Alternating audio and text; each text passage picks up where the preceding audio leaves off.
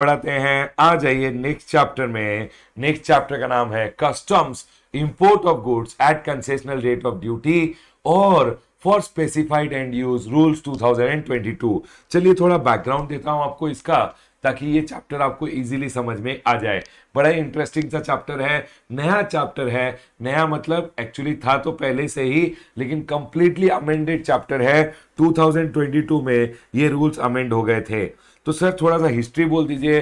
देख बाबा, ये जो चैप्टर है ये 1996 में गवर्नमेंट ने इंट्रोड्यूस किया था। गवर्नमेंट ने बोला, सुनिए, इंडिया के बाहर से आप लाइए रॉ मटेरियल लाइए और रॉ मटेरियल लाके इंडिया में गुड्स बनाइए। और मेक इन इंडिया को गवर्नमेंट प्रमोट करना चाहता था कि इंडिया में फाइनल गुड्स बनाए लोग, ठीक है। तो गवर्नमेंट ने बोला आप इंडिया के बाहर से लाइए रॉ मटेरियल, ठीक है। रॉ मटेरियल लाके रॉ मटेरियल से फिनिश गुड्स बनाइए। अगर फिनिश गुड्स वो होंगे जो हमने एग्जम्पशन नोटिफिकेशन में बोले हैं, तो गवर्नमेंट क्या करेगी, एक एग्जम्पशन नोटिफिकेशन इशू करेगी और गवर्नमेंट बोलेगी, समझ लीजिए कि इंडिया में गवर्नमेंट चाहती है कैलकुलेटर्स का प्रोडक्शन बढ़े। तो गवर्नमेंट क्या करेगी, गवर्नमेंट बोलेगी रॉ मटेरियल लाइए, रॉ मटेरियल से आप कैलकुलेटर बनाइए। अगर आपने कैलकुलेटर बनाया तो जो रॉ मटेरियल लाया है उस पर अगर 20% ड्यूटी एप्लीकेबल है, हम सिर्फ आपसे 5% ड्यूटी लेंगे, 15% का कंसेशन दे देंगे। लेकिन सर एक बात बताइए, मेरे रॉ मटेरियल आए पोर्ट पे, मैंने क्लियर करा लिया, उसके बाद मैं फाइनल गुड्स बना रहा हूं, फाइनल गुड्स कैलकुलेटर है भी या नहीं, ये गवर्नमेंट को कैसे पता चलेगा। तो इसके लिए गवर्नमेंट ने ये रूल्स बनाए ताकि जो मैन्युफैक्चरर है वो एक्चुअली फाइनल गुड्स कैलकुलेटर बना रहा है या नहीं बना रहा, उसके ऊपर गवर्नमेंट लगाम लगा पाए, ताकि गवर्नमेंट उसके ऊपर कंट्रोल इंप्लीमेंट कर पाए। नहीं तो लोग क्या करेंगे, रॉ मटेरियल मंगाएंगे, बोलेंगे हाँ हाँ बनाएंगे कैलकुलेटर, बनाएंगे कैलकुलेटर, समझ लीजिए प्लास्टिक मंगा लिया, बोला कैलकुलेटर बनाएंगे, एंड यूज जो बोला गया था वो एंड यूज किया ही नहीं, कुछ और करने लग गए। तो गवर्नमेंट ने बेसिकली क्या किया, गवर्नमेंट जब भी चाहे, 1996 में जब ये इंट्रोड्यूस हुआ था, यही थॉट से इंट्रोड्यूस हुआ था कि एंड यूज के लिए अगर कोई गुड्स इंपोर्ट करता है, एंड यूज वो जो गवर्नमेंट बोलेगा। तो समझ लीजिए मैंने बोला हाँ सर मैं ये पानी की बॉटल्स बनाऊंगा, और गवर्नमेंट ने एक एग्जम्पशन नोटिफिकेशन इशू कर रखा था। तो एग्जम्पशन नोटिफिकेशन में गवर्नमेंट ने बोला कि जो भी इंडिया के बाहर से अब ये एल्यूमिनियम मंगाएगा ताकि ये बोतल बनाए, अगर आपने इंडिया के बाहर से एल्यूमिनियम मंगाया और आप बोल रहे हो आप ये बोतल बनाने वाले हो, एक सेकेंड, आप इंडिया के बाहर से एल्यूमिनियम मंगाए और एल्यूमिनियम से आपने बोला आप ये बोतल बनाने वाले हो, तो एंड यूज अगर आपका बॉटल बनाना है तो आप जब एल्यूमिनियम मंगाओगे, हो सकता है उस पर रेट ऑफ ड्यूटी 30% हो, गवर्नमेंट बोल रहा है हम कंसेशन देंगे, एग्जम्पशन देंगे, समझ लीजिए 20% का, और आपको कंसेशनल रेट ऑफ ड्यूटी सिर्फ 10% देना पड़ेगा अगर आप बोलते हो कि आप एंड यूज करने वाले हो बॉटल्स का, मतलब आप बॉटल्स बनाने में एंड यूज करने वाले हो। क्योंकि गवर्नमेंट चाहती है इंडिया में इन बॉटल्स का मैन्युफैक्चरिंग बढ़े, तो मैन्युफैक्चरर्स को एक लालच दे दिया कि ला बेटा ला, रॉ मटेरियल ला, कंसेशनल रेट ऑफ ड्यूटी दूंगा, लेकिन एंड यूज होना चाहिए बॉटल बनने का। तो गवर्नमेंट जब भी एक एग्जम्पशन नोटिफिकेशन इशू करेगी, एग्जम्पशन नोटिफिकेशन कि इस आइटम पे जीएसटी एग्जम्प्टेड है या इस आइटम पे जीएसटी इस रेट पे लगेगा, तो गवर्नमेंट क्या करेगी, नीचे लिख देगी जिस एग्जम्पशन नोटिफिकेशन में इन रूल्स को फॉलो करना जरूरी है, एग्जम्पशन नोटिफिकेशन के पीछे नीचे लिख देगी concessional rate of duty rules 2022 to be followed. Exemption notification तो है, लेकिन अगर ये रूल्स नीचे फॉलो करने बोल दिए तो आपको ये रूल्स फॉलो करने पड़ेंगे। चलिए आगे बढ़ते हैं। अब सुनिए 1996 में जब ये इंट्रोड्यूस हुए थे तो ये सिर्फ गुड्स के रेस्पेक्ट में इंट्रोड्यूस हुए थे कि कंसेशनल रेट ऑफ ड्यूटी मिलेगा अगर आप गुड्स के लिए इंपोर्ट करोगे रॉ मटेरियल। फिर गवर्नमेंट ने बोला, फिर धीरे धीरे ये रूल्स में चेंज हुए। If I am not wrong 2016 में कुछ चेंजेस हुए, फिर 2017 में चेंजेस हुए, फिर बाबा गवर्नमेंट ने ये पूरे के पूरे रूल ही 2021 में भी छोटा मोटा चेंज हुआ, ठीक है। उसके बाद 2022 में गवर्नमेंट ने गवर्नमेंट ने कंप्लीटली ये रूल्स को ही चेंज कर दिया। तो सर 2016-17 में क्या चेंजेस किए, गवर्नमेंट ने धीरे धीरे ये सर्विस सेक्टर के लिए भी इंट्रोड्यूस कर दिया कि रमेश ने बोला कि वो एक टीचर है, गवर्नमेंट ने एक टीचर्स के लिए एग्जाम्शन नोटिफिकेशन इशू किया कि टीचर्स अगर इंडिया के बाहर से आईपैड मंगाएंगे तो बेटा सुनिए, इंडिया के बाहर से टीचर्स अगर एक आईपैड मंगाएंगे, गवर्नमेंट ने बोल दिया, तो सर 30% जो आईपैड पे ड्यूटी है सिर्फ 10% लगेगा, 20% का कंसेशन दे दिया जाएगा और सिर्फ 10% लगेगा, लेकिन प्रोवाइडेड एक्चुअली रमेश इसको क्लासरूम में यूज कर रहा है। तो गवर्नमेंट ने अगर एक and use that is teaching के लिए एक एग्जाम्शन नोटिफिकेशन इशू कर रखा है और उसमें बोला है कि रमेश ला बेटा ला, अगर तू इंडिया के बाहर से इक्विपमेंट लाएगा, पढ़ाने के लिए लाएगा, तो तुझे कंसेशनल रेट ऑफ ड्यूटी मिलेगा और तुझे सिर्फ 10% रेट ऑफ ड्यूटी देना पड़ेगा, बट गवर्नमेंट इंश्योर करेगा कि एंड यूज इज सर्विस, जो उसमें एग्जाम्शन नोटिफिकेशन में बोला गया है, and use is manufacturing of that goods which is told in the notification, जो नोटिफिकेशन में बोला गया है। तो सर ये concessional rate of duty rules कब फॉलो करना पड़ता है, फिर से बोल देता हूं, अगर समझ लीजिए गवर्नमेंट ने एग्जाम्शन नोटिफिकेशन इशू किया और एग्जाम्शन नोटिफिकेशन में specifically this rules will be applying to a notification which provides the observation of this rules, मतलब एग्जाम्शन नोटिफिकेशन के नीचे गवर्नमेंट ने स्पेसिफिकली लिख दिया है कि आपको ये बेनिफिट ऑफ एग्जाम्शन तभी मिलेगा जब आप ये रूल्स को फॉलो करोगे।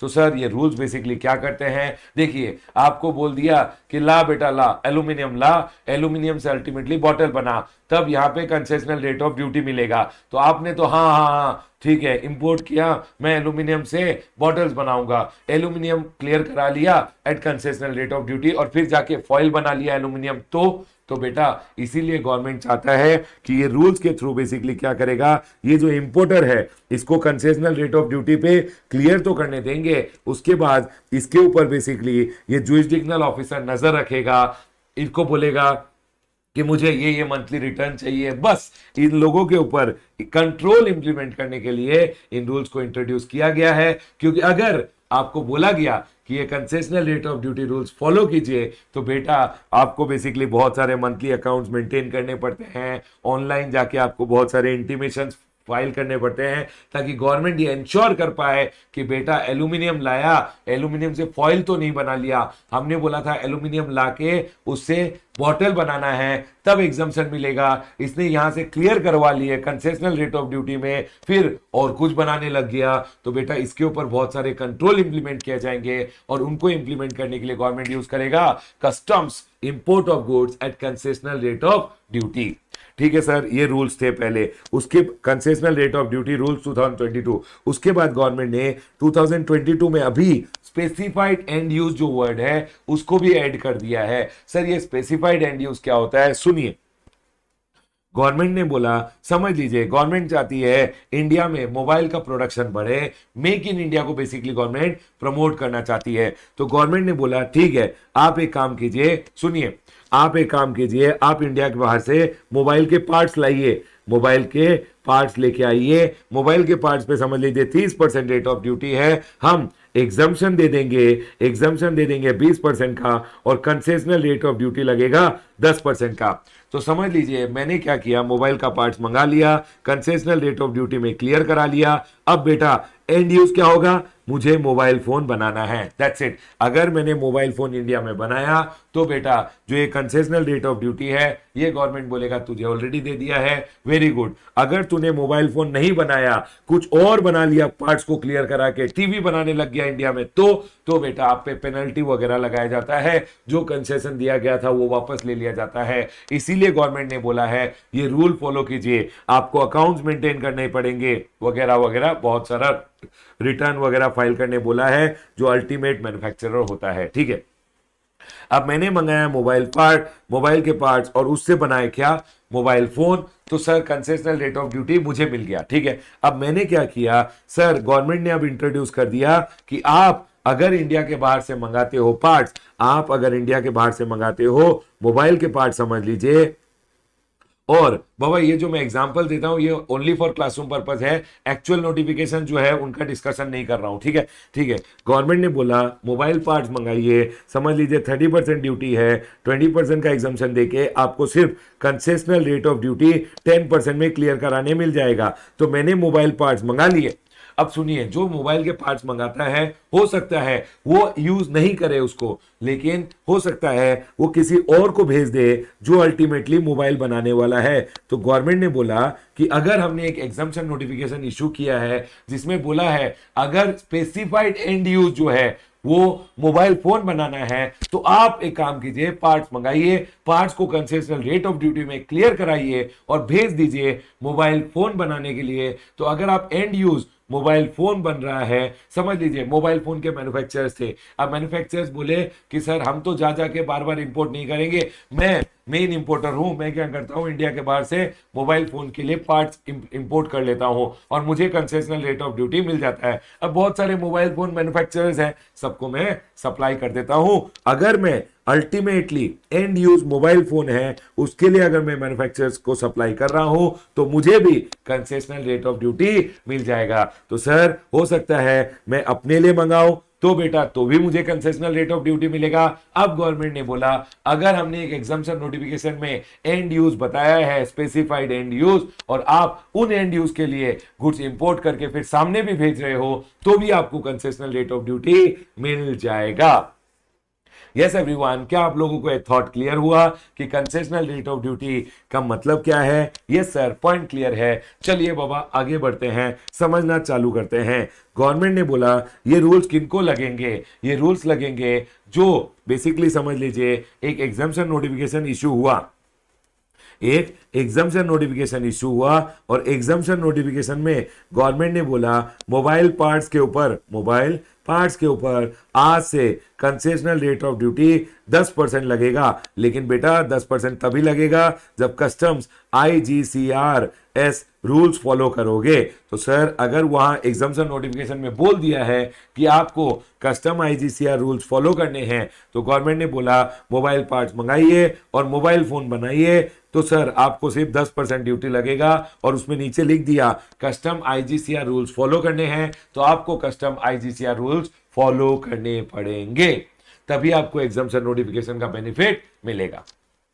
डन सर, पॉइंट क्लियर है। चलिए आगे बढ़ते हैं। उसके बाद भी बोला है इंपोर्टर इंटेंडिंग रूल्स किसको अप्लाई करेंगे? A importer intends to avail the benefit of any notification and such benefit is dependent upon the end use of the imported goods being covered by the notification for the manufacturing of any commodity। ये आपको exemption कब मिलेगा? जब importer intend to avail the benefit of any notification, exemption notification है और intend करता है importer उस एग्जाम्पशन नोटिफिकेशन का बेनिफिट लेना, and such benefit is dependent upon the use of the imported goods being covered by that notification. क्या बोल रहा है सर? अगर समझ लीजिए एक एग्जाम्पशन नोटिफिकेशन इशूड है और एग्जाम्पशन नोटिफिकेशन बोलता है कि एंड यूज जो है वो बॉटल बनने के लिए आप अगर देखिए यहां क्या बोल रहा है, an importer intends to avail the benefit of any notification, मतलब एग्जाम्पशन नोटिफिकेशन का इंपोर्टर बेनिफिट लेना चाहता है, लेकिन वो बेनिफिट किस पे डिपेंडेंट है? वो बेनिफिट डिपेंडेंट है upon the use of the imported goods being covered by that notification for the manufacturing of any commodity. समझ लीजिए गवर्नमेंट ऑफ इंडिया ने बोला आप मंगाइए इंडिया के बाहर से मोबाइल पार्ट्स, और मोबाइल पार्ट्स मंगा के आप उससे अगर मोबाइल फोन बनाते हो जो एंड यूज बोला गया है, तो गवर्नमेंट ने बोला जो 30% ड्यूटी लगेगा उसकी जगह 20% का कंसेशन लग के आपको 10% ड्यूटी देना पड़ेगा, प्रोवाइडेड आप इंडिया में मैन्युफैक्चरिंग कर रहे हो मोबाइल फोन का। तो सर अगर आप इंडिया के बाहर से मोबाइल फोन के पार्ट्स मंगाते हो तो आपको सिर्फ 10% ड्यूटी लगेगा। अगर एंड यूज जो है वो गवर्नमेंट ने बेसिकली आपके एग्जाम्पशन नोटिफिकेशन में बोला था कोई भी अगर इंडिया में लाएगा मोबाइल के पार्ट्स और मोबाइल कोई भी पार्ट्स लाएगा और पार्ट्स से अल्टीमेटली मोबाइल फोन बनाने वाला, अब मोबाइल के पार्ट्स से तो मोबाइल ही बनाएगा ना, हाँ सर, तो मोबाइल के पार्ट्स लाएगा और उससे अल्टीमेटली मोबाइल बनाएगा, तो वो जो पार्ट्स मंगवाएगा समझ लीजिए वो पार्ट्स कहीं और भी यूज होते हैं, तो बेसिकली अगर एग्जाम्पशन नोटिफिकेशन में बोल दिया गया है कि मोबाइल के पार्ट्स मंगाइए और मोबाइल बनाइए, अगर आप मोबाइल फोन बना रहे हो तो जो पार्ट्स पे रेट ऑफ ड्यूटी है उस पे आपको कंसेशन मिल जाएगा।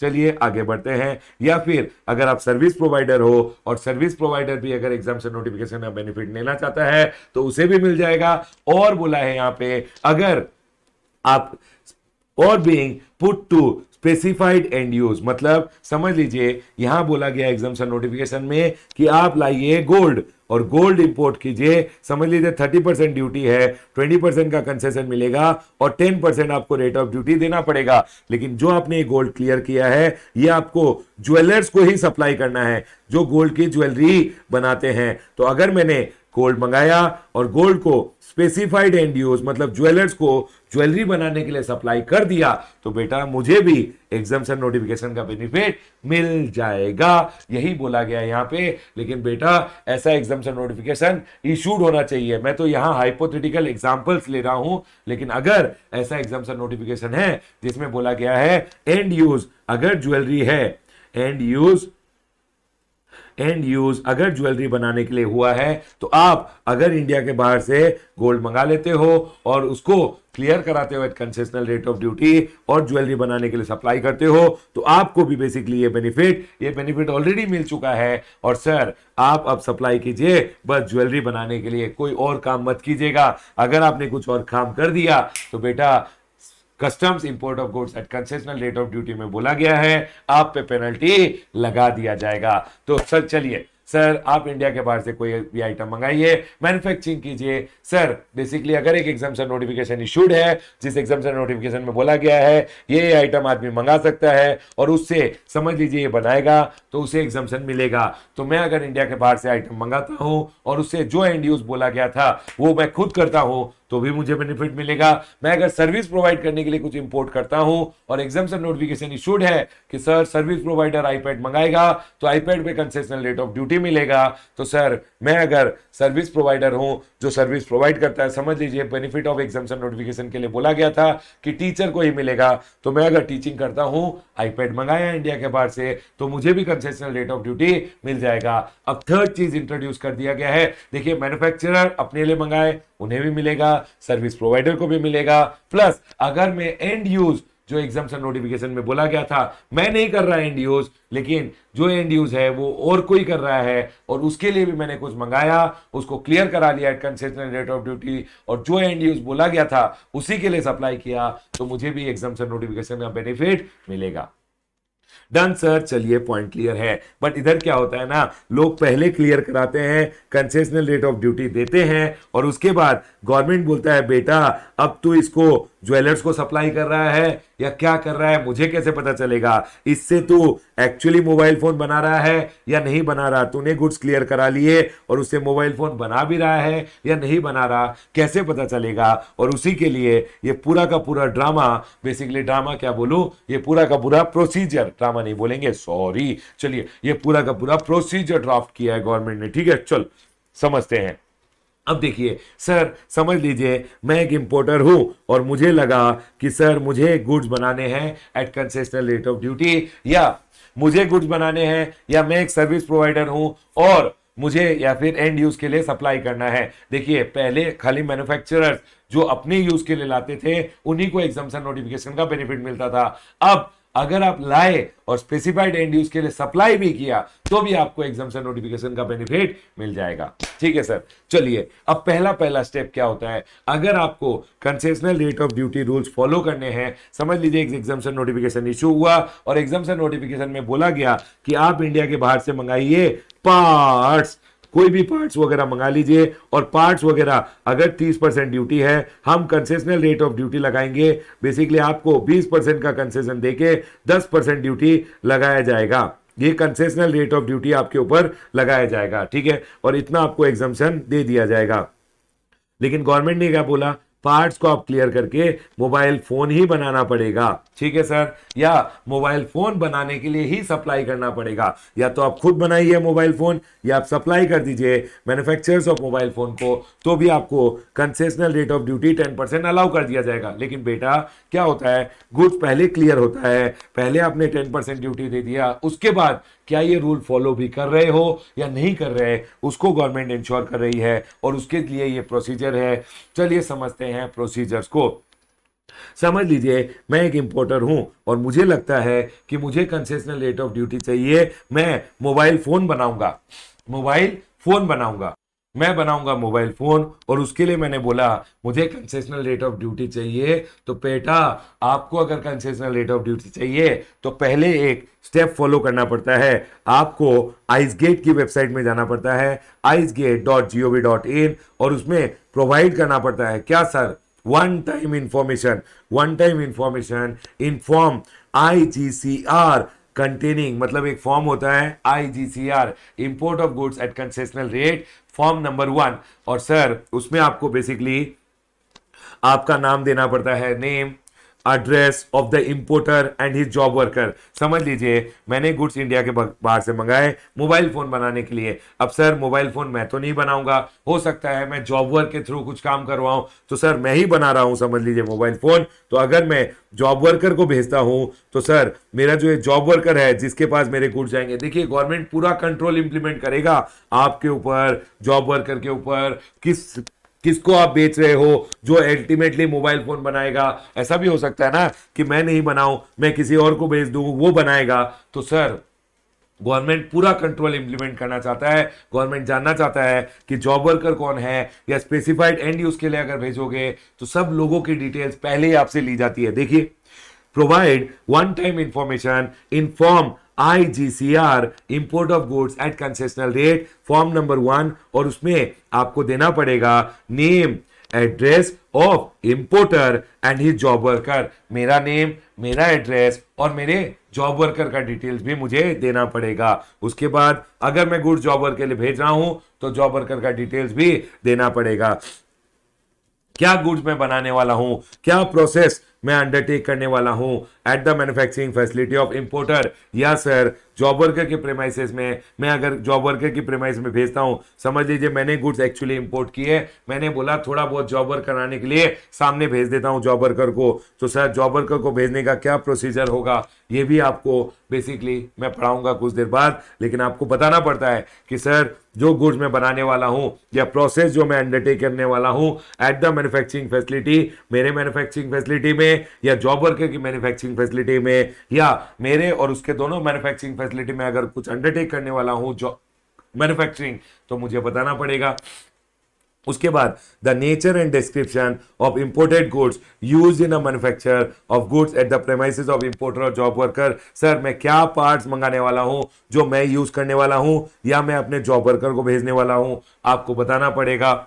उसके बाद sir particulars of exemption notification applicable on such import, कि सर क्या क्या एग्जाम्पशन नोटिफिकेशन का कौन सी एग्जाम्पशन नोटिफिकेशन आई है और जिसका बेनिफिट मैं उठाना चाहता हूं, एग्जाम्पशन नोटिफिकेशन का भी आपको डिटेल्स देना पड़ेगा। उसके बाद नेचर ऑफ आउटपुट सर्विस, समझ लीजिए आप मैन्युफैक्चरर नहीं है लेकिन एक सर्विस प्रोवाइडर है, मैं एक टीचर हूं समझ लीजिए, और टीचर्स के लिए समझ लीजिए एक एग्जाम्पशन नोटिफिकेशन आया है, इंडिया के बाहर से आईपैड मंगाइए, आईपैड पे यूं तो 30% ड्यूटी लगता है लेकिन आपको 20% का एग्जाम्पशन देके कंसेशनल रेट ऑफ ड्यूटी सिर्फ 10% लगाएंगे। तो बेटा अगर आप सर्विस प्रोवाइडर हो तो ये बोल रहे हैं क्या सर्विस आप प्रोवाइड करते हो, nature of service rendered utilising the imported goods, आपको बताना पड़ेगा कि सर आप क्या सर्विस प्रोवाइड करते हो, वो जो गुड्स आपने इंपोर्ट किए हैं उनको इंपोर्ट करने के बाद आप क्या सर्विस प्रोवाइड करने वाले हो वो बताइए।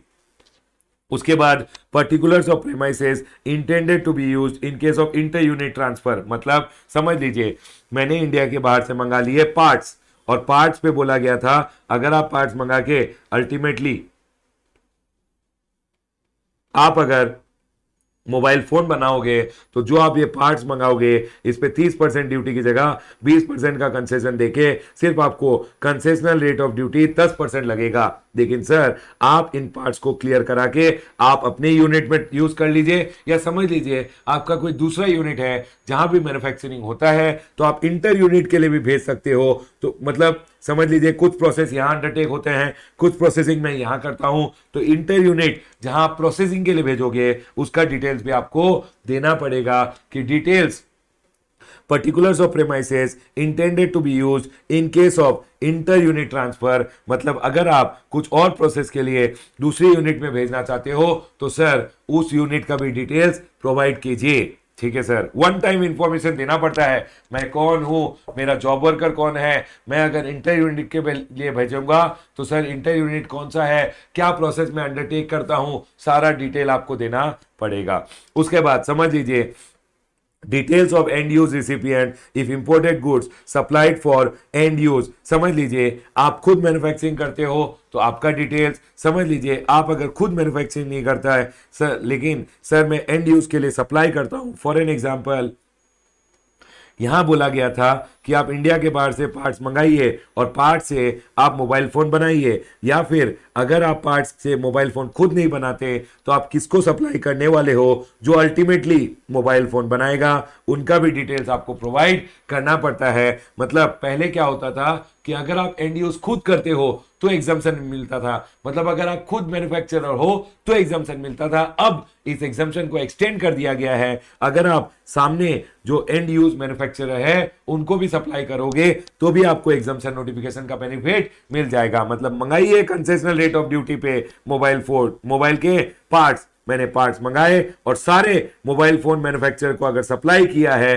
तो मुझे कंसेशनल रेट ऑफ ड्यूटी पे मोबाइल फोन पार्ट्स मंगाना अलाउ कर दिया जाएगा। लेकिन सर पहले अलाउ किया जाता है, उसके बाद इंश्योर किया जाता है कि आपने मोबाइल फोन मैन्युफैक्चरर को ही ये पार्ट सप्लाई किए हैं। चलिए आगे बढ़ते हैं। उसके बाद सर कौन से पोर्ट पे आप इंपोर्ट करोगे ये डिटेल्स भी आपको देने पड़ते हैं, मतलब मेरा नाम, मेरे जॉब वर्कर का डिटेल, कहाँ ट्रांसफर करूंगा उसका डिटेल, इंटर यूनिट ट्रांसफर्स का डिटेल, सर क्या मैं मैन्युफैक्चरिंग करूंगा, जॉब वर्कर क्या मैन्युफैक्चरिंग करेगा, उसके बाद सर जिसको मैं एंड यूज के लिए हो सकता है सप्लाई करूं तो एंड यूज मैन्युफैक्चरर क्या करेंगे, क्या एंड यूज करने वाले हैं वो बताइए, उसके बाद कौन से पोर्ट में मंगाने वाले हो, ऐसा आपको वन टाइम इंफॉर्मेशन ऑनलाइन जाके आइसगेट की वेबसाइट पे IGCR फॉर्म होता है। सर आइसगेट की वेबसाइट दिखा दीजिए। देख बाबा ये है इंडियन आइसगेट की वेबसाइट। इस आइसगेट की वेबसाइट में बेसिकली आपको लॉगिन करना पड़ता है और लॉगिन करने के बाद आपको यहाँ लॉगिन का ऑप्शन है, लॉगिन करने के बाद IGCR, अगर समझ लीजिए एक बेनिफिट का एग्जाम्पशन नोटिफिकेशन का आपको बेनिफिट लेना है और नोटिफिकेशन में बोला गया है, नोटिफिकेशन में नीचे बोला गया है कि बेनिफिट चाहिए तो आपको IGCR रूल फॉलो करने पड़ेंगे, तो आपको ये पूरा प्रोसीजर फॉलो करना पड़ेगा। अगर नॉर्मल एग्जाम्पशन नोटिफिकेशन है उसमें कहीं नहीं बोला हुआ है कि ये रूल्स आपको फॉलो करने पड़ेंगे तो फॉलो नहीं करना पड़ेगा, लेकिन अदरवाइज अगर एक एग्जाम्पशन नोटिफिकेशन में नीचे बोला गया है कि आपको ये रूल्स फॉलो करने पड़ेंगे तो आपको फॉलो करने पड़ेंगे।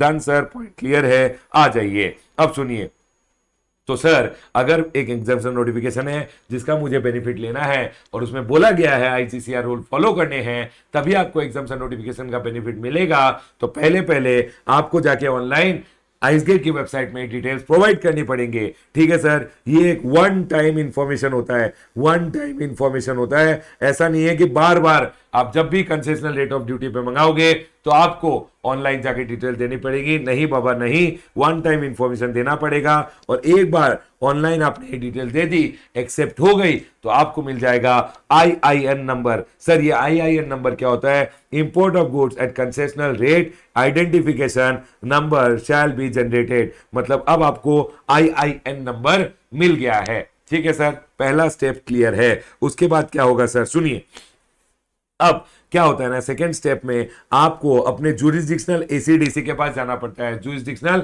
ACDC के पास, और गवर्नमेंट क्या बोलता है, देख तू तो गुड्स क्लियर करा लेगा, तुझे तो हम कंसेशन दे देंगे, क्या पता बाद में तू इस गुड्स को एक्चुअली सही से यूज करे नहीं करे, एंड यूज जो बोला गया था उसी के लिए सप्लाई करे नहीं करे, तूने अगर कुछ घपला कर दिया तो सर हम जितना आपको कंसेशन देंगे उतने का आपसे एक बॉन्ड ले लेंगे, बॉन्ड प्लस बैंक गारंटी आपसे लिया जाता है।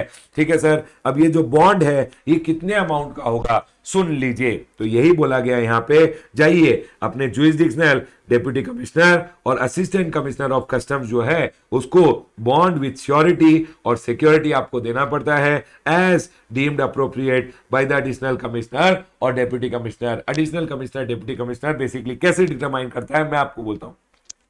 वो आपको बोलेंगे Ramesh on an average India में तू कितने गुड्स इंपोर्ट करेगा। मैंने बोला मैं 100 करोड़ के गुड्स मंगाऊंगे, मैं 100 करोड़ का गुड्स मंगाऊंगा, उस पर कितना ड्यूटी है रमेश, 30%, तो 30 करोड़ का ड्यूटी है। तो तू मुझे एक बात बता रमेश, अब कंसेशनल रेट ऑफ ड्यूटी 10% है, मतलब हम तेरे को एग्जम्पशन कितना का दे रहे हैं, हम तेरे को एग्जम्पशन दे रहे हैं 20% का एग्जम्पशन दे रहे हैं, 20% मतलब 20 करोड़ का, और तेरे को अल्टीमेटली 10 करोड़ का ड्यूटी ही देना पड़ रहा है। ठीक है, तो रमेश सुन, अब तू गुड्स को क्लियर करा लेगा, अब तू गुड्स को क्लियर करा के अल्टीमेटली तू मोबाइल फोन मैन्युफैक्चर कर भी रहा है नहीं कर रहा, या मोबाइल फोन के मैन्युफैक्चरर्स को सप्लाई कर भी रहा है या नहीं कर रहा एंड यूज के लिए। देखिए, या तो आप खुद मैन्युफैक्चरिंग के लिए यूज कर लीजिए, या एंड यूज जो एग्जाम्पशन नोटिफिकेशन में बोला गया था उसके लिए सप्लाई कर दीजिए, तो भी आपको बेनिफिट मिल जाएगा। ठीक है, अब गवर्नमेंट बोलती है बेटा तुझे 10 करोड़ रुपए ड्यूटी देके, मतलब 10% ड्यूटी में गुड्स क्लियर तो कर लिए तूने, अब तू एक्चुअली इसे मोबाइल फोन के लिए मैन्युफैक्चरर्स के लिए मैन्युफैक्चरिंग के लिए यूज करेगा या नहीं करेगा, या मैन्युफैक्चरर्स को सप्लाई करेगा या नहीं करेगा, हमें कैसे पता चलेगा। इसलिए हम एक काम करेंगे, जो ये तेरे को एग्जाम्पशन देंगे ना over the period of 1 year, ये 1 ईयर का मैंने बोला था कि 100 करोड़ का इंपोर्ट करूंगा, उसका हम तुझे एक बॉन्ड चाहिए, हमें एक बॉन्ड दे दे, जो जुरिसडिक्शनल जो एसीडीसी है, जुरिसडिक्शनल एसीडीसी जो आपका है, उसे आपको एक बॉन्ड देना पड़ेगा 20 करोड़ रुपए का। क्या ये पॉइंट क्लियर है? क्या हम आगे बढ़ सकते हैं?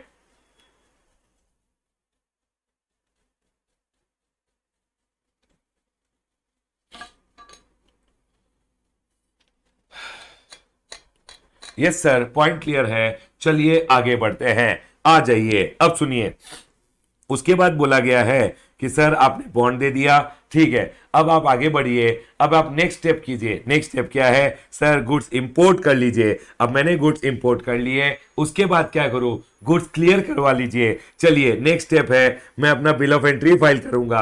तो पहले आपको वन टाइम इंफॉर्मेशन ऑनलाइन जाके सारा डिटेल दे देना है कि मैं इंपोर्टर हूं, या मैं मैन्युफैक्चरिंग करूंगा, मैं सर्विस प्रोवाइडर हूं, या मैं ये एंड यूज के लिए सप्लाई करूंगा, मुझे कंसेशनल रेट ऑफ ड्यूटी चाहिए, ये एग्जाम्पशन नोटिफिकेशन आपने इशू किया है, इसका बेनिफिट मुझे चाहिए। तो आपको एक आईआईएन नंबर मिल जाएगा। आईआईएन नंबर मिलने के बाद आपको एक बॉन्ड जाके देना पड़ेगा। क्यों देना पड़ता है बॉन्ड? क्या पता तूने एंड यूज के लिए यूज किया या नहीं किया, तो इसीलिए गवर्नमेंट ने आपसे बॉन्ड ले लिया। तीसरे स्टेप में आपने इंपोर्ट किया, समझ लीजिए केरला पोर्ट पे। ठीक है सर, केरला पोर्ट पे इंपोर्ट कर लिया, तो बेटा क्लियर कराने के लिए तो बिल ऑफ एंट्री फाइल करना पड़ेगा। बिल ऑफ एंट्री फाइल करना, अपना IIN number, import of goods at concessional rate of duty number, identification number जो था, ये जो आईआईएन नंबर आपको दिया गया था, ये आप इधर मेंशन कर दीजिएगा। आपने आईआईएन नंबर मेंशन कर दिया, प्लस आपने जो इधर बॉन्ड दिया था वो बॉन्ड का डिटेल्स भी आप प्रोवाइड कर दीजिएगा, प्लस जो भी कंसेशनल रेट ऑफ ड्यूटी बाकी आपको देना पड़ता है वो दे दीजिए। और सर वो सेल्फ असेस करके आप दे दीजिए, मतलब custom duty is equal to value into rate of duty into rate of exchange, जो भी है रेट ऑफ ड्यूटी, जो भी 10% कंसेशन था वो रेट ऑफ ड्यूटी आप पे कर दीजिए। ठीक है सर, मैंने सेल्फ असेसमेंट करके पे कर दिया। अब बेटा आ गए आप इस ऑफिसर के पास, इधर कस्टोडियन की कस्टडी में गुड्स है। ऑफिसर को आप बोलोगे सर मुझे concessional rate of duty allow कर दीजिए। ऑफिसर आपका बिल ऑफ एंट्री देखेगा, उसमें आईआईएन नंबर देखेगा और बोलेगा हाँ ये तो ऑनलाइन रजिस्टर्ड है, आपके सारी डिटेल्स आपके आईआईएन में मिल जाएंगी। और ऑफिसर आईआईएन को चेक करते हुए जो भी assistant commissioner, deputy commissioner port पे है, वो आपको अलाउ कर देगा बेनिफिट ऑफ द नोटिफिकेशन, क्योंकि उसके पास आईआईएन डालते ही सारे डिटेल्स आ जाएंगे, क्योंकि आपने आईआईएन लेने के समय सारे डिटेल्स प्रोवाइड किए थे, और वो एक क्लियरेंस ऑर्डर दे देगा फॉर होम कंजम्पशन। बेटा ले अपना गुड्स और घर आ जा। देखिए ये क्या बोल रहा है इधर,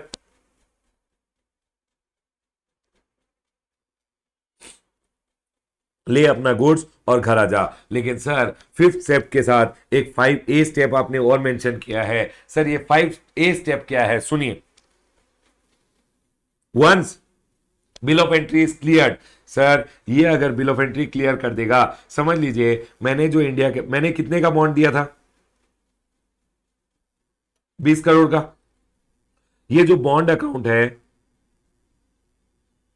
इसमें 20 करोड़ रुपए इमीडिएटली क्रेडिट कर दिए जाते हैं कि रमेश 20 करोड़ के गुड्स इंपोर्ट कर सकता है। रमेश ने बॉन्ड विद बैंक गारंटी दे दिया है 20 करोड़ का, तो मेरे बॉन्ड अकाउंट में सर बॉन्ड अकाउंट में कितने का बैलेंस है? 20 करोड़ का बैलेंस है। ठीक है, अब जैसे ही मैंने इंपोर्ट किया, समझ लीजिए मैंने जो इंपोर्ट किया है वो अभी मैंने बोला over a period of one year मैं 100 करोड़ का इंपोर्ट करूंगा, या ओवर ए पीरियड ऑफ 6 महीना मैं 100 करोड़ का इंपोर्ट करूंगा। उस पे जो कंसेशन मुझे मिलेगा, एक्चुअल कंसेशन वो 20 करोड़ का होने वाला था, तो उसका मैंने बॉन्ड दे दिया था। तो जब मैं बॉन्ड देता हूं इधर, जब मैं इधर बॉन्ड देता हूं तो मेरा एक बॉन्ड अकाउंट खोल दिया जाता है, इमीडिएटली मेरा एक बॉन्ड अकाउंट खोल दिया जाता है जो एक रनिंग अकाउंट होता है। ठीक है, अब मैंने क्या किया, इंडिया के बाहर से सिर्फ 10 करोड़ के गुड्स मंगाए। 10 करोड़ पे 30% होता है 3 करोड़ रुपए, और सर 20% का कंसेशन मिला, मतलब 2 करोड़ का कंसेशन मिला, और मैंने 1 करोड़ का ड्यूटी पे कर दिया। कंसेशनल रेट ऑफ ड्यूटी मैंने 1 करोड़ पे किया है, तो मुझे बेनिफिट 2 करोड़ का मिला है। तो पता है क्या होगा, इमीडिएटली जैसे ही मैं गुड्स क्लियर करूंगा, ऑफिसर 2 करोड़ रुपए बॉन्ड अकाउंट में डेबिट कर देगा कि रमेश के पास अब मंगाने के लिए और कंसेशन लेने के लिए सिर्फ 18 करोड़ रुपए ही बचे हैं। ऐसे बॉन्ड अकाउंट, रनिंग अकाउंट चलते रहेगा। ठीक है सर, और मैंने गुड्स मंगाए और कंसेशन में क्लियर कराए, समझ लीजिए, और कंसेशन ले लिया 10 करोड़ का, वो भी डेबिट कर दिया जाएगा। जैसे जैसे मैं गुड्स क्लियर कराए जाऊंगा, जितना कंसेशन मुझे मिलेगा वो मेरे बॉन्ड अकाउंट में डेबिट होते जाएगा। चलिए आगे बढ़ते हैं। तो सर आपने क्या स्टेप फॉलो किए? मुझे एक एग्जाम्शन नोटिफिकेशन मिला जिसमें बोला गया कि मोबाइल के लिए अगर पार्ट्स मंगाओगे तो कंसेशनल रेट ऑफ ड्यूटी मिलेगा। मैंने बोला वाह वाह, मुझे ये बेनिफिट का नोटिफिकेशन चाहिए। तो चलिए आगे बढ़ते हैं। पहले आपने क्या किया, तो आप कैसे लोगे बेनिफिट? आप वन टाइम इंफॉर्मेशन दीजिए, आईएन नंबर मिल जाएगा। उसके बाद अपने जुरिसडिक्शनल ऑफिसर को एक श्योरिटी और सिक्योरिटी के साथ एक बॉन्ड फर्निश कर दीजिए। बॉन्ड आपने फर्निश कर दिया। थर्ड स्टेप में क्या होगा, आपने गुड्स इंपोर्ट करा लिए। फोर्थ स्टेप में क्या होगा, आपने एक बिल ऑफ एंट्री फाइल कर दिया।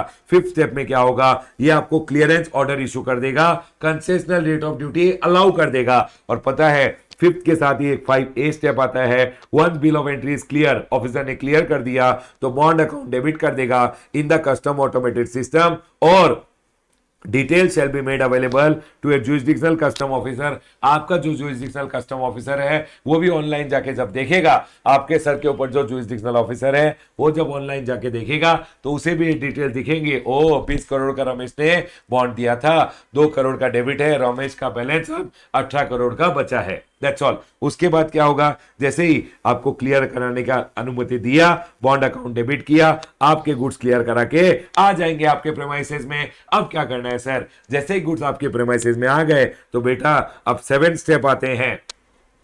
7th स्टेप क्या बोलता है, सुनिए। 7th स्टेप पढ़ने से पहले आपको यह बात ध्यान में होना चाहिए कि सर आप जो भी गुड्स मंगाते हो उनको आप जॉब वर्क के लिए भी भेज सकते हो, उनको आप किसी और इंटर यूनिट में भी भेज सकते हो जहां मैन्युफैक्चरिंग हो, उनको आप एंड यूज के लिए भी सप्लाई कर सकते हो। जो भी बेसिकली एग्जाम्पशन नोटिफिकेशन में बोला गया था वैसा आप कर सकते हो। ठीक है सर, चलिए आगे बढ़ते हैं। अब सुनिए, आपके गुड्स प्रेमाइसेस में आ गए। अब आपके गुड्स प्रेमाइसेस में आ गए हैं तो 7th स्टेप आता है कि आपको मेंटेन करने पड़ेंगे अकाउंट्स एंड रिकॉर्ड, क्योंकि बेटा आपको तो concessional rate of duty allow कर दिया है। अब या क्या पता आप मोबाइल पार्ट्स मंगा के मोबाइल फोन बनाओ या नहीं बनाओ। इंडिया का सपना था कि मोबाइल फोन इंडिया में बने, इंडियन गवर्नमेंट का जो सपना था कहीं आप चूर चूर ना कर दो। इसीलिए गवर्नमेंट बोलता है बेटा आपको अकाउंट्स मेंटेन करने पड़ेंगे, हमें सारा खबर चाहिए कि आप गुड्स के साथ क्या कर रहे हो क्या नहीं कर रहे हो।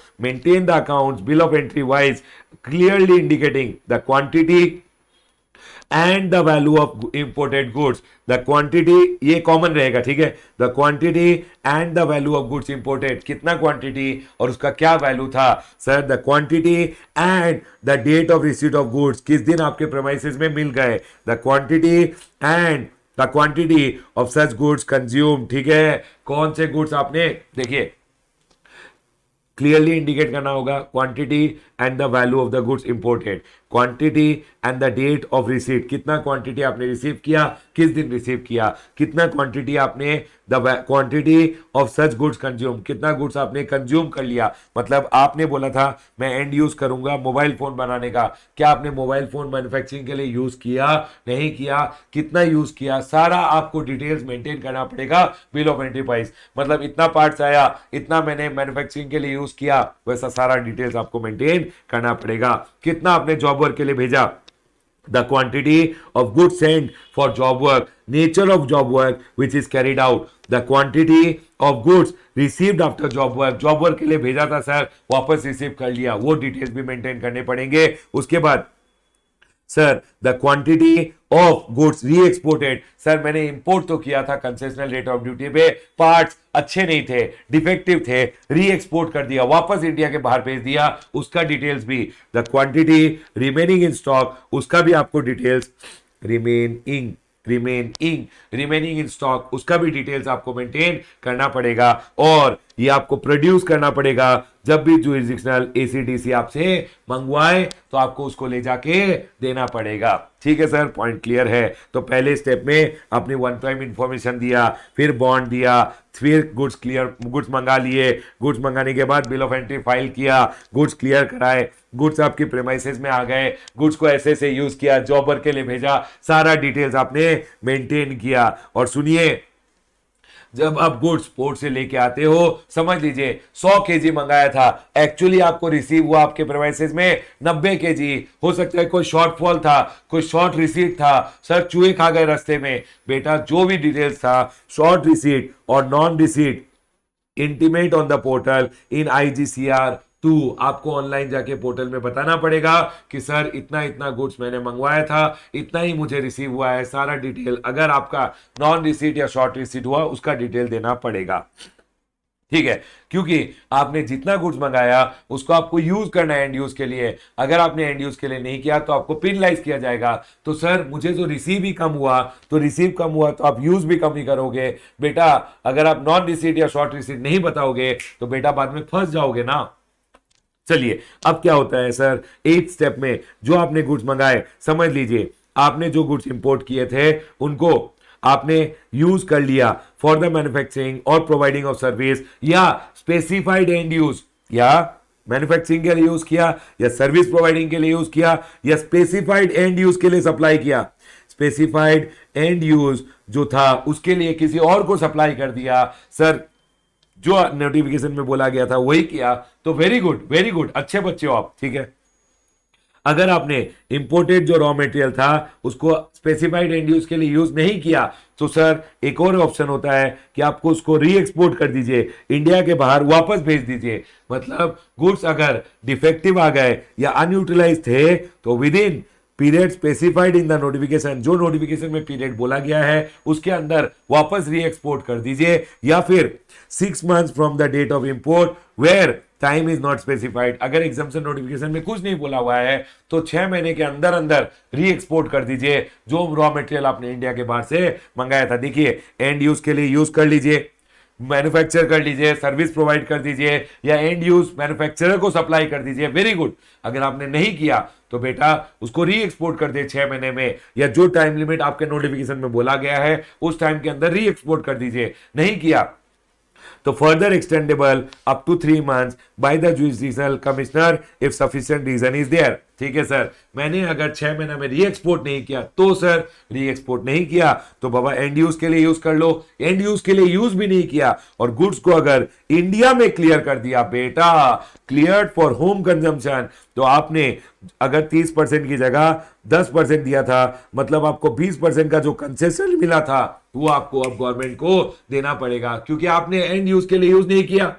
आपने बोला सर एंड यूज के लिए यूज नहीं करूंगा, कुछ और बनाऊंगा इससे, तो बेटा जो आपको कंसेशन रेट ऑफ ड्यूटी मिला था अलोंग विथ इंटरेस्ट, जिस दिन आपने गुड्स मंगाए, जिस दिन क्लियर किया और ड्यूटी दिया था उस दिन 10% दिया था, अब जब आप इंडिया में क्लियर कर रहे हो तो इतना दिन का डिफरेंस के लिए आपको इंटरेस्ट भी देना पड़ेगा along with interest at the rate of 15%। और पता है क्या होता है, ये सारा डिटेल आपको अपने रिपोर्ट में देना पड़ता है। मंथली रिपोर्ट होता है आईजीसीआर, ऑनलाइन आपको फाइल करना पड़ता है। Submit monthly statement on the common portal in IGCR3 by 10th of the next month. ठीक है, नेक्स्ट मंथ के 10 तारीख तक आपको IGCR3 सबमिट करना पड़ता है कि सर ये ऑनलाइन IGCR होता है, import of goods at concessional rate of duty rules, form number 3। उसमें आपको बोलना पड़ता है इतने गुड्स मंगाए थे, इतने एंड यूज के लिए यूज किए, इतने मैंने री एक्सपोर्ट कर दिए, इतने मैंने इंडिया में क्लियर कर लिए, सर मैंने उसको बेसिकली डोमेस्टिकली कंजम्पशन कर लिया है, कुछ और कर रहा हूं, एंड यूज के लिए यूज नहीं कर रहा हूं। ये सारे डिटेल्स आपको प्रोवाइड करने पड़ते हैं। और अगर आपने इंडिया में बिना और कोई यूज के लिए यूज कर लिया है तो बेटा समझ लीजिए आपने 30% ड्यूटी की जगह 20% कंसेशन लेते हुए 10% दिया था, तो ये 20% का जो आपको कंसेशन मिला था ना, कंसेशनल रेट ऑफ ड्यूटी तो 10% है। आपको जो भी कंसेशन या जो भी एग्जाम्पशन मिला था, वो जो एग्जाम्पशन मिलते हुए समझ लीजिए 30 लाख का ड्यूटी था, आपने सिर्फ 10 लाख का ड्यूटी दिया, 20 लाख का ड्यूटी नहीं दिया था।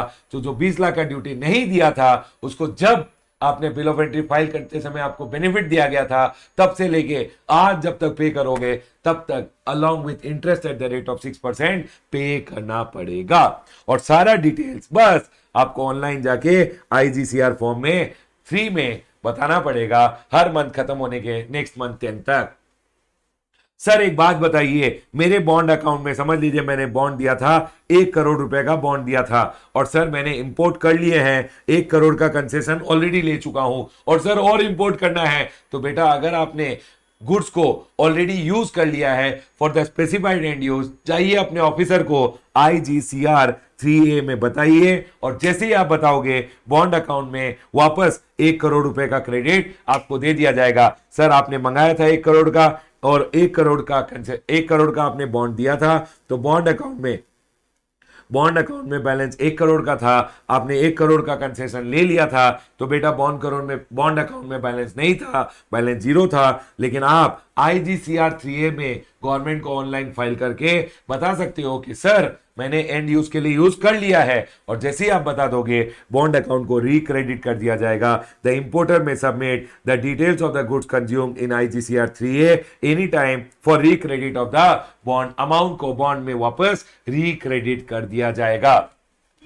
ओके सर, बस इतना ही तो था प्रोसीजर। और याद रखिएगा जो भी डिटेल सर एंड यूज के लिए यूज किया है उसको भी IGCR 3 में बताइएगा। इंडिया में record the particulars of such clearance और payment of duty in the monthly statement. IGCR 3 जो स्टेटमेंट होता है उसमें बताना पड़ता है सर इंपोर्टेड गुड्स को यूज कर लिया, IGCR 3 में बताइए कि आपने यूज कर लिया है। री एक्सपोर्ट कर दिया तो भी record the details of such export document in the monthly statement. IGCR 3 में आपको बताना पड़ता है मंथली स्टेटमेंट में कि हाँ ये यूज मैंने गुड्स को री एक्सपोर्ट कर दिया है। और एक बात याद रखिएगा, आपने इंपोर्ट किया तो आपका इंपोर्ट वैल्यू जो था वो 1 करोड़ का था, एक्सपोर्ट किया तो री एक्सपोर्ट पे वैल्यू सिर्फ 80 लाख का था, FOB वैल्यू सिर्फ 80 लाख का था। तो गवर्नमेंट बोल रहा है अगर री एक्सपोर्ट का value shall not be less than the value of goods imported at the time of value of the said goods at the time of import। Import के टाइम पे गुड्स का वैल्यू 1 करोड़ था, एक्सपोर्ट के time पे 80 लाख था। ऐसा नहीं होना चाहिए, आपको ध्यान रखना पड़ेगा इस बात का। इंपोर्ट किया 1 करोड़ था वैल्यू, एक्सपोर्ट करने के समय वैल्यू गिर गया है, तो सर इस केस में गवर्नमेंट बोलता है आपको री एक्सपोर्ट करने के समय बेसिकली गवर्नमेंट बोल रहा है कि ऐसा नहीं होना चाहिए कि re export value shall not be less than, export value less नहीं होना चाहिए than the goods at the time of import. Import के टाइम पे जो वैल्यू था उससे एक्सपोर्ट का वैल्यू लेस नहीं होना चाहिए, इतना बोला है। चलिए आगे बढ़ते हैं। सर मैंने गुड्स इंडिया के बाहर से कंसेशनल रेट ऑफ ड्यूटी में मंगा लिए, अब मुझे उसको भेजना है जॉब वर्क के लिए। तो सर आपने इंडिया के बाहर से गुड्स मंगा लिए, अब procedure for allowing imported goods for job work. अगर मुझे गुड्स को जॉब वर्क के लिए भेजना है तो सर क्या प्रोसीजर होता है। सर अगर मैंने गुड्स को इंडिया में मंगा लिया जॉब वर्क के लिए और इंडिया में गुड्स मंगा लिया फॉर डूइंग समथिंग, और सर डूइंग समथिंग मतलब जो एग्जामिनेशन नोटिफिकेशन में बोला गया था उसके लिए मंगा लिया सर, और फिर मुझे उसको जॉब वर्क के लिए भेजना है। तो बेटा जॉब वर्क क्या होता है, जब भी आप किसी को गुड्स भेजोगे फॉर एनी ट्रीटमेंट और प्रोसेस, अगर आप गुड्स किसी को भेजते हो फॉर एनी ट्रीटमेंट और प्रोसेस, वो अगर ट्रीटमेंट और प्रोसेस आपके गुड्स के ऊपर करता है तो उसे आप जॉब वर्क बोलते हो। तो जॉब वर्क का मतलब होता है any treatment process manufacturing consistent with the exemption notification undertaken by a person on goods। मैं किसी को गुड्स भेजूंगा जो मैंने कंसेशनल रेट ऑफ ड्यूटी पे रॉ मटेरियल मंगाए, उनको मैं भेजूंगा जॉब वर्कर के पास, जॉब वर्क करके वापस मंगा लूंगा, और ये by any person on goods belonging to the importer. तो अगर मैं इसे गुड्स देता हूं और ये कुछ प्रोसेस और ट्रीटमेंट और प्रोसेस करता है तो उसे जॉब वर्क बोला जाता है।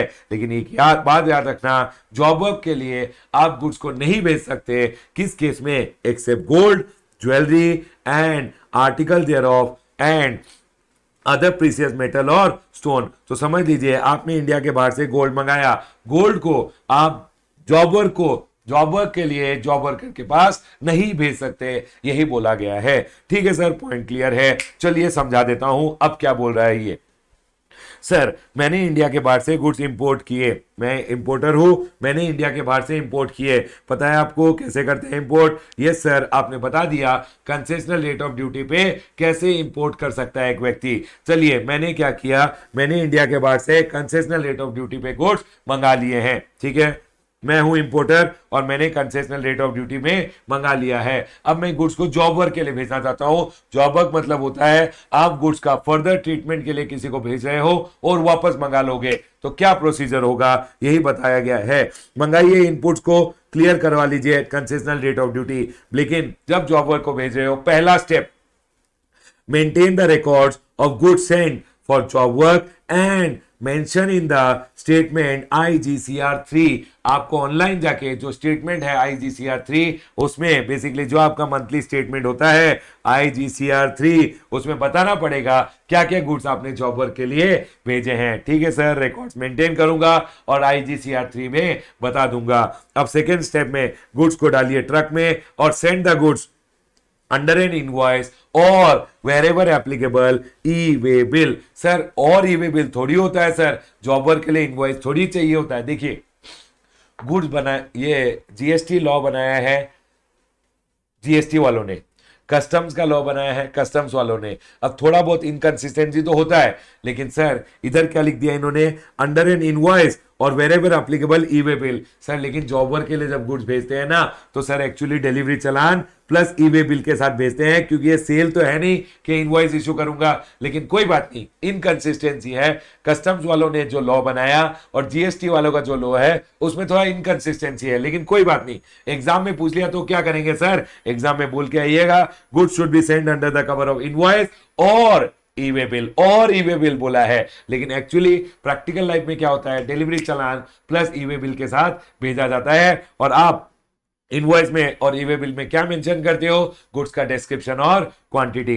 तो पहला स्टेप अकाउंट मेंटेन कीजिए, सेकेंडली गुड्स को भेज दीजिए। अब जॉब वर्कर को गुड्स मिल गए हैं, जॉब वर्क क्या करेगा, जॉब वर्कर जॉब वर्क करेगा, ट्रीटमेंट और प्रोसेस करेगा, एंड वो क्या करेगा, तीन चीज मेंटेन करेगा। सर गुड्स का जॉब वर्क करके गुड्स को वापस भेज देगा। Third step, he said send the goods back within 6 months from the date of invoice or e-way bill। Actually ये होता है as per GST law, e way bill as per GST law आप use बनाते हो ना, तो सर एक्चुअली इधर delivery challan plus e way bill के साथ प्रैक्टिकल लाइफ में लोग यही करेंगे, delivery challan plus e way bill के साथ गुड्स को भेजेंगे और वापस भी delivery challan along with e way bill goods वापस आ जाएगा। लेकिन एग्जाम पर्पस के लिए आप लिख के आइएगा इनवॉइस और ई-वे बिल। ठीक है सर। और सर जो जॉब वर्कर ये जॉब वर्क करता है उसे कुछ डिटेल्स भी मेंटेन करनी पड़ती हैं। सर क्या क्या डिटेल्स मेंटेन करेगा, maintain accounts of receipt of goods, क्या क्या गुड्स मैंने रिसीव किए, क्या मैन्युफैक्चरिंग मैंने अंडरटेक किया, क्या क्या वेस्ट जनरेट हुआ था, और उसके बाद ये जो रिकॉर्ड्स मेंटेन करेगा कि सर क्या क्या गुड्स मैंने रिसीव किए थे, क्या क्या मैन्युफैक्चरिंग प्रोसेस अंडरटेक किया, उसके बाद कब क्या क्या वेस्ट जनरेट हुआ, सारा डिटेल्स मेंटेन करेगा। और produce the accounts details before the jurisdictional custom officer on demand. जब कस्टम ऑफिसर डिमांड करेगा तो आपको कस्टम ऑफिसर को डिमांड पे ये अकाउंट्स एंड रिकॉर्ड्स प्रोड्यूस भी करने पड़ेंगे। और सर एक बार आपने जो कमिटमेंट कर दिया, मतलब एक बार जो आपने जॉब वर्क कर दिया तो वापस रिटर्न कर देना। यही बोला है post completion of job work send the process goods back to the importer, या फिर अगर इंपोर्टर बोले तो यहां से किसी और जॉब वर्कर के पास अगर भेजने बोले, ऐसा बोला कि जॉब वर्कर एक दूसरे जॉब वर्कर के पास फर्दर जॉब वर्क के लिए भेज दे तो दूसरे जॉब वर्कर के पास भी भेजा जा सकता है। तो यही बोला है post completion of job work send the process goods to another job worker to back to the importer or to another job worker as directed by the importer for carrying out remaining process under the cover of an invoice or e-way bill। तो sir क्या बोल रहा है, अगर आपको good job work के लिए भेजने हैं, नंबर 1 आप अकाउंट्स मेंटेन कीजिए, रिकॉर्ड्स मेंटेन कीजिए और IGCR import of goods at concessional rate जो फॉर्म होता है IGCR 3 उसमें डाल दीजिएगा। सेकेंडली आप गुड्स को भेज दीजिए under the cover of N invoice और ई-वे बिल। गुड्स का प्रोसेसिंग होगा, गुड्स वापस आ जाएगा या वहां से फर्दर जॉब वर्क के लिए चला जाएगा। और जब फर्दर जॉब वर्क के लिए जा रहा है तो भी मूव होगा on the basis of invoice और ई-वे बिल। एक्चुअली ये मूव होगा प्रैक्टिकल लाइफ में on the basis of delivery challan plus e way bill. ठीक है सर, पॉइंट क्लियर है। चलिए आगे बढ़ते हैं। देखिए इधर भी थोड़ा सा इनकंसिस्टेंसी आपको लगेगा क्योंकि इनपुट्स आने के लिए 1 साल का टाइम लिमिट होता है जीएसटी एक्ट में, लेकिन कस्टम एक्ट में इन्होंने 6 महीना ही बोला है। तो आपको एग्जाम पर्पस में अगर कस्टम एक्ट में पूछा है तो आपको कस्टम एक्ट में यही बोलना है कि गुड्स भेजेंगे इनवॉइस और ई-वे बिल के बेसिस पे गुड्स वापस ले आएंगे on the base of invoice from 6 month from the invoice और ई-वे बिल 6 महीने में वापस ले आएंगे। अब सुनिए, if goods are not used as per the job work particulars, मतलब आपने यहां बताया था ना कि सर मेरे प्रेमाइसेस में या जॉब वर्क के प्रेमाइसेस में क्या प्रोसेस अंडरटेक करूंगा, अगर आपने वैसा कुछ नहीं किया, कुछ घपला कर दिया तो आपका जुरिसडिक्शनल कस्टम ऑफिसर क्या करेगा, आपके अगेंस्ट एक्शन लेगा under rule number 11 and 12। Basically आपको पिनलाइज किया जाएगा। डन सर, ये पॉइंट क्लियर है। कुछ नहीं है बेटा, आपने गुड्स इंडिया के बाहर से इंपोर्ट कर लिए, जॉब वर्क के लिए भेजने हैं, भेज दो बेटा जॉब वर्क के लिए, मेंटेन करो अकाउंट्स और उनका अकाउंट्स एंड रिकॉर्ड्स को डिटेल्स को बेसिकली आपको IGCR 3 में आपको डिटेल देने हैं। उसके बाद एक बार जॉब वर्कर ने जॉब वर्क कर दिए, उसके वहां से 6 महीने में वापस ले आइएगा या उसके वहां से फर्दर आप दूसरे जॉब वर्कर के पास भेज सकते हो। पता है जीएसटी एक्ट में तो फर्दर सप्लाई करना जॉब वर्कर के प्रेमाइस से अलाउड था, बट इधर नहीं बोला गया है। तो आपको एग्जाम में ध्यान रखना है कि जॉब वर्कर के प्रेमाइस से या तो आप वापस ले आइए या इधर से दूसरे जॉब वर्कर के पास भेज दीजिए, बस यही अलाउड है। ठीक है सर, क्या मैं प्रोसीजर, थोड़ा बहुत इनकंसिस्टेंसी बिटवीन 2 लॉ होता ही है, हमेशा ऐसा नहीं होता कि एक लॉ में दोनों लॉ मेकर्स अलग अलग है तो sir same to same law inconsistency कभी कभी नहीं बनता है। ठीक है, उसके बाद rule number 8 sir, procedure for allowing imported goods for unit transfer. समझ लीजिए मेरा ये यूनिट नंबर ए है और ये मेरा यूनिट नंबर बी है। सर क्या मैं दूसरे यूनिट के पास गुड्स भेज सकता हूं फॉर फर्दर प्रोसेसिंग? समझ लीजिए कुछ मशीन यहां लगी हुई है, कुछ मशीन वहां लगी हुई है, क्या मैं दूसरे यूनिट के पास भेज सकता हूं फॉर फर्दर प्रोसेसिंग? यही बोला गया यहाँ पे कि सर आपने इंडिया के बाहर से इनपुट्स मंगा लिए, इनपुट्स को क्लियर करवा लिया और क्लियर करवाने के बाद क्या आप दूसरे यूनिट, मेरा ही दूसरा मैन्युफैक्चरिंग फैसिलिटी में मैं भेज सकता हूं? Yes sir. इन्होंने बोला है नंबर 1 सेम मेंटेन कीजिए records of the goods sent for unit transfer during the month, जो भी आपने गुड्स अपने यूनिट को भेजे हैं, और sir mention the same in the monthly statement IGCR 3। आप जो import of goods at concessional rate of का IGCR 3 जो आपको मंथली स्टेटमेंट फाइल करना पड़ता है IGCR 3 by 10th of the next month, उसमें ये डिटेल्स दे दीजिएगा। ठीक है सर, पॉइंट क्लियर है। उसके बाद क्या होगा सेकंड स्टेप में, सर आपके गुड्स चले जाएंगे। जब आपके गुड्स इंटर यूनिट जाए तो ये बोल रहे हैं send it along with invoice और वेरेवर एप्लीकेबल ई वे बिल के साथ भेजिएगा। बेसिकली क्या होता है, प्रैक्टिकली आप क्या करोगे, डिलीवरी चालान प्लस ई वे बिल के साथ भेजोगे, क्योंकि इनवॉइस तो आप रेज नहीं कर सकते, सेल थोड़ी है, दूसरे यूनिट के पास भेज रहे हो। एंड हेंस सर एग्जाम में पूछ लिया तो ऐसे ही बोलिएगा, सेकेंड स्टेप होता है इनवॉइस और ई वे बिल के साथ भेज देंगे और क्वांटिटी एंड डिस्क्रिप्शन मेंशन कर देंगे कि क्या क्या गुड्स भेज रहे हैं, क्या क्या क्वांटिटी भेज रहे हैं। ठीक है सर, उसके बाद यहां पे प्रोसेसिंग होगा। प्रोसेसिंग होने के बाद आप गुड्स को वापस ले आइए, send the process goods back to the send the process goods back, ये काट दीजिए, send the processed goods back to the premises। मतलब आप गुड्स को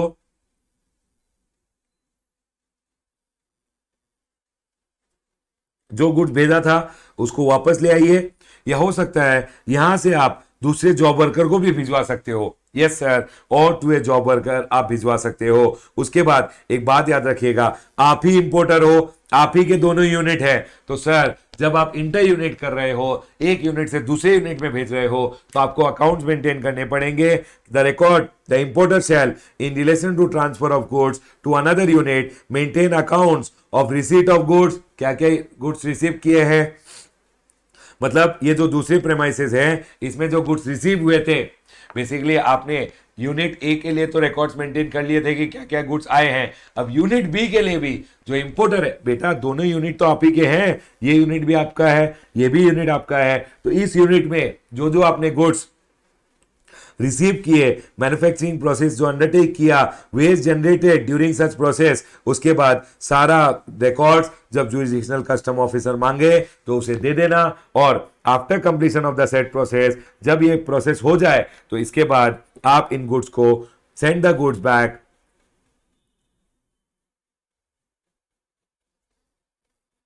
send the process goods back to the premises, आप प्रेमाइसेस में वापस भेज दीजिएगा, और to a job worker for carrying out the remaining process. क्या ये पॉइंट क्लियर है? जो सेकंड पॉइंट मैंने आपको बोला, इंडिया के बाहर से आपने गुड्स मंगाए, इंपोर्टर हो आप, उसके बाद आपने फर्दर प्रोसेसिंग के लिए भेजा, तो सर पहला बात मंथली स्टेट रिकॉर्ड मेंटेन कीजिएगा, मंथली स्टेटमेंट में बताइएगा।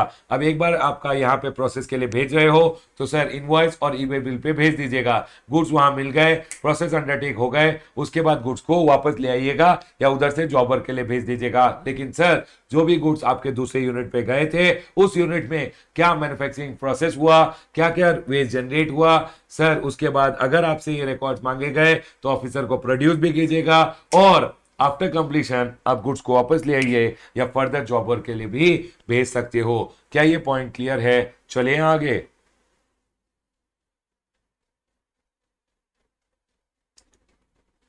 उसके बाद सर समझ लीजिए ये नया इंट्रोडक्शन है। नया इंट्रोडक्शन क्या है सर?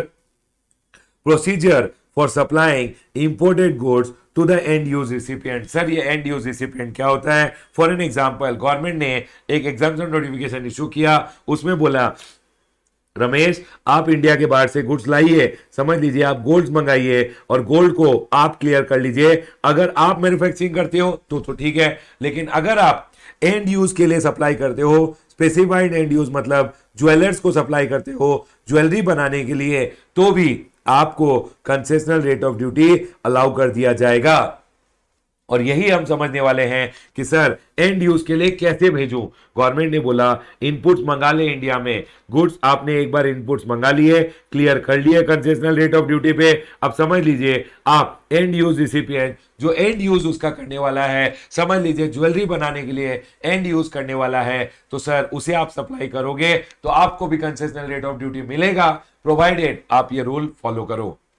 ये क्या बोल रहा है इधर? सर आप मेंटेन कीजिए, सेम सेम सेम मेंटेन कीजिए records of good supply to the end use recipient during the month and mention the same in the monthly statement IGCR 3। आपको जो आपने गुड्स भेजे हैं उसका डिटेल्स मेंशन करना होगा अपने IGCR 3 में। रिकॉर्ड मेंटेन कीजिए, IGCR 3 में डिटेल्स को मेंशन कीजिएगा। उसके बाद सुनिए, गुड्स को आप सामने एंड यूज के लिए भेज दीजिए। Send the goods under invoice और वेरिएबल एप्लीकेबल ई वे बिल। आप गुड्स को सामने भेज दीजिए under the cover of N invoice और वेरिएबल एप्लीकेबल ई वे बिल। और सर इनवॉइस में मेंशन कर दीजिएगा या ई वे बिल में बेसिकली मेंशन कर दीजिएगा डिस्क्रिप्शन एंड क्वांटिटी। ठीक है सर, बेसिकली ई वे बिल कैसे रेज होता है, अंडर द जीएसटी एक्ट जो हमने सीखा था वैसे ई वे बिल आपको रेज करना है। अब एंड यूज रिसिपिएंट के पास गुड्स चले गए, उसने अब सुनिए क्या बोल रहा है ये, इन case of supply for replenishment. Replenishment मतलब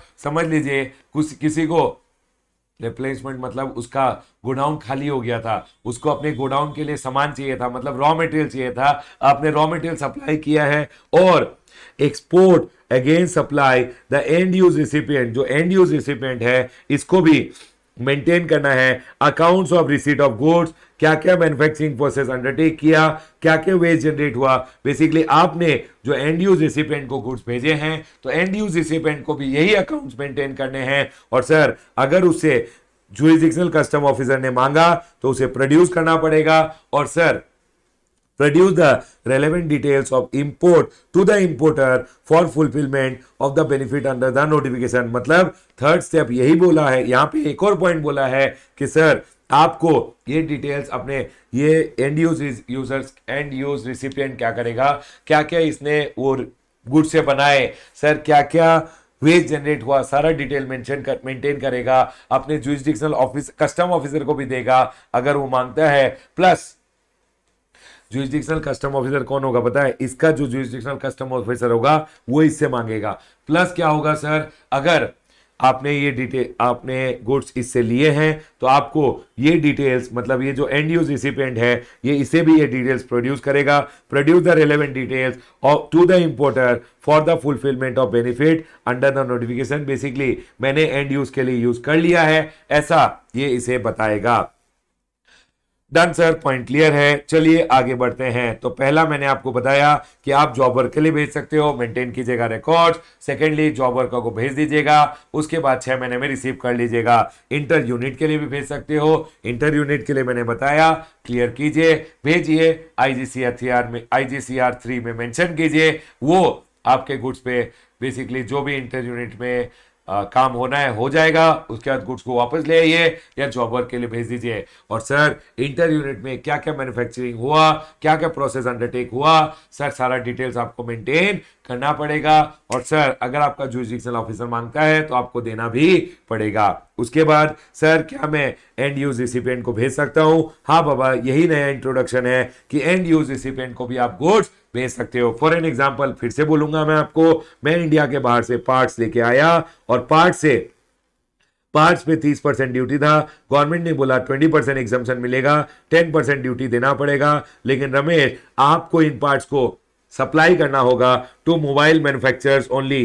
तो सर मैंने अगर मोबाइल के मैन्युफैक्चरर को ये पार्ट सप्लाई कर दिया तो सर मुझे तो कंसेशनल रेट ऑफ ड्यूटी मिला हुआ है, मुझे कोई पेनलाइज नहीं किया जाएगा।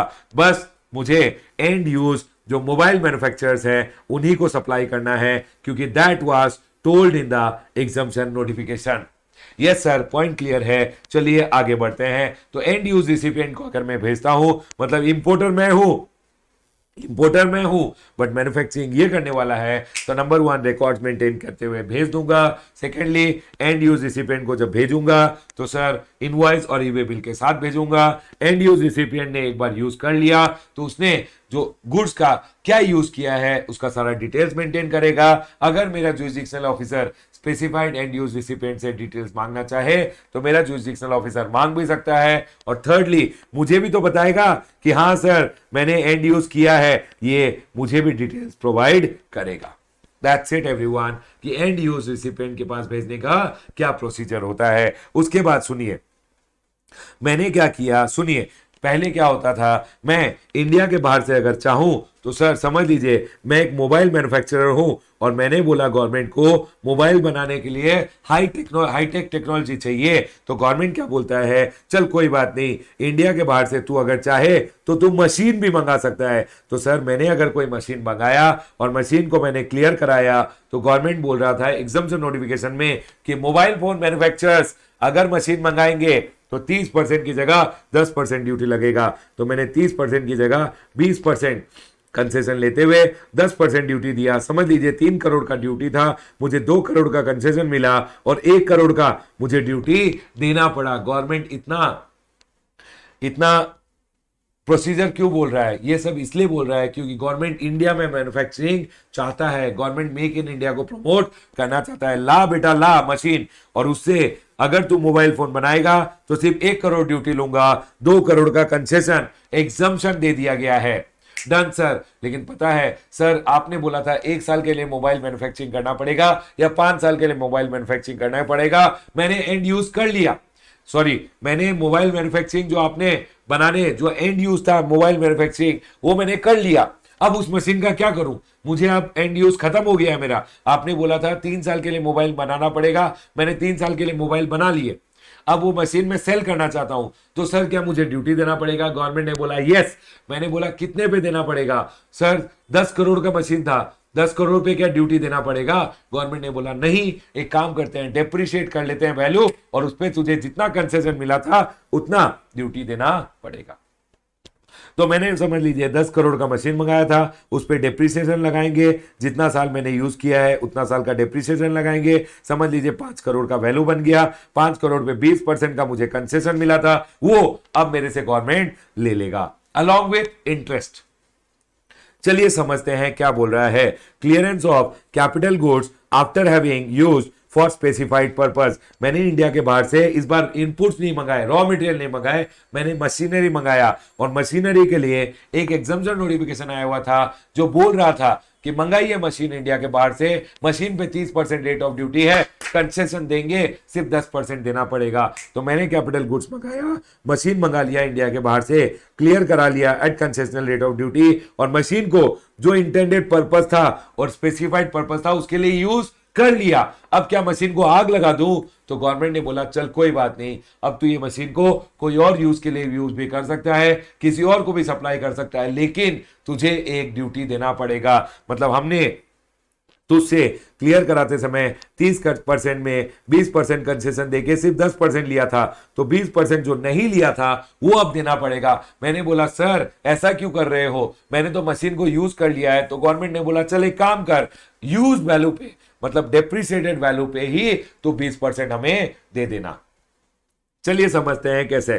सर नंबर 1, मैंने गुड्स को क्लियर कराया, मशीन को यूज किया, जैसा बोला था एग्जाम्पशन नोटिफिकेशन में वैसा ही यूज किया। उसके बाद clear the machine after use for specified purpose. मैंने मशीन को क्लियर कर दिया, क्लियर मतलब डोमेस्टिकली किसी को सप्लाई कर दिया या किसी और यूज के लिए यूज करने लग गया, तो सर मुझे डिफरेंशियल ड्यूटी देना पड़ेगा। जो 20% का कंसेशन मिला था उस डेप्रिसिएटेड वैल्यू पे देना पड़ेगा, plus interest at the rate of 15% per annum भी मुझे देना पड़ेगा।